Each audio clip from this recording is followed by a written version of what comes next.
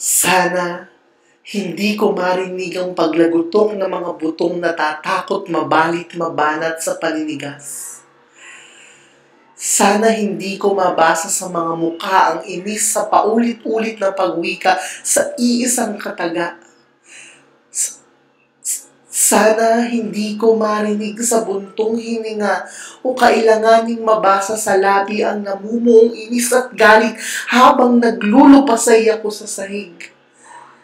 Ninikip ang dibdib, kaiisip na sana kailan may hindi ko madama ang nangangapal kong palad at nangungulubot na balat sa paghahagilap ng pangbayad sa sinakyan o sa ospital. Sana hindi ko kailanman marinig ang pintong ipinipilit ng mga anak ko. Makita ang kanilang mga likuran habang nadarama ang lamig ng di kilalang sahig. Sana,